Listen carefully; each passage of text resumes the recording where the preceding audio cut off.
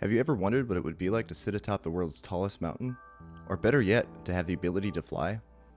Imagine conducting a world-class symphony, or having a couple drinks with Sasquatch. What if you could do all this and more without leaving the comforts of your own bed? It is completely possible to consciously manipulate your dream environment to serve almost any purpose. This process is called lucid dreaming. Many famous artists, inventors, composers, and historical figures have used lucid dreaming to make groundbreaking achievements. Many of the scientific and mathematical breakthroughs in history were achieved in this dream state. Nobel Peace Prizes have been awarded, wars have been won, diseases cured, all with the powers granted by lucid dreaming. Lucid dreaming is the ability to enter the sleeping dream state while maintaining consciousness. Dreams take place during a stage of sleep known as REM. At this time, the body is in ultimate relaxation, and it is actually paralyzed to restrict us from acting out whatever it is we are doing in our dreams. Your first round of REM sleep each night is typically short, but later rounds grow longer and longer. On average, you will enter REM sleep 4 or 5 times in a full night's sleep, for up to an hour at the last round. On rare occasions, you may enter REM sleep while being fully conscious and aware that you are dreaming. How can you achieve lucid dreaming? First off, it's extremely helpful to start a dream journal. Write down your dreams every night in as much detail as you can. You can then look for recurring themes or situations to help you realize that you are dreaming. These are known as dream signs. You are also going to want to do reality checks to test whether or not you are dreaming. Counting your fingers or checking the time periodically while awake will help you realize when you are dreaming. In a dream, these things will sometimes act unnaturally, tipping you off that you're in a dream state and allowing you to become lucid. Another good reality check is to backtrack to see how you got where you are.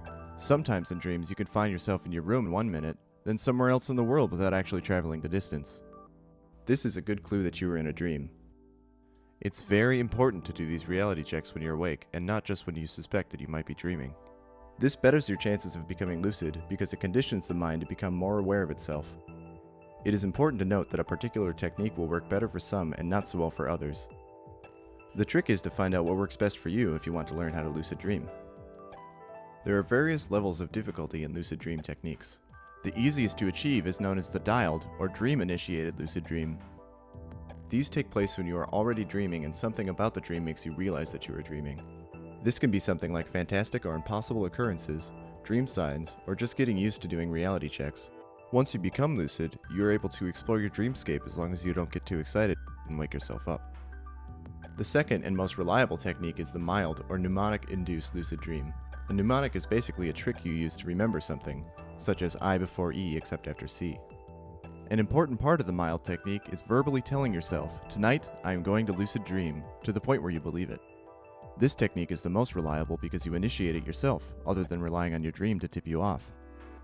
Once you realize you're dreaming, you can do a reality check to make sure, which is always a good idea. The last and most difficult technique to achieve is the wild, or wake-initiated lucid dream. This is when you go from waking into the dream state without losing consciousness.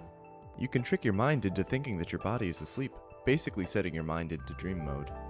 With wild, you want to lay in your bed or wherever you're most comfortable and focus on breathing deeply and comfortably, relaxing every muscle in your body. Your brain will perform several tests to see if your body is still awake, but it's important to ignore them. First, you will feel the urge to roll over. After that, an itching sensation. Though uncomfortable, both of these will go away in time. You may find it's hard to keep a still mind while this is happening. One way to overcome this is by utilizing visualization techniques. There are many to choose from, but basically you pick your focus until lights and images begin to flood into your mind. It's important not to hold on to these images, but to let them happen on their own and keep your focus on your visualization.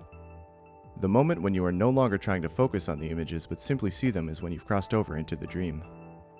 Remember, finding the technique that works best for you is important. Use your imagination. Not everyone thinks the same way, and utilizing your own visualization techniques or reality checks could be highly effective in achieving a lucid dream.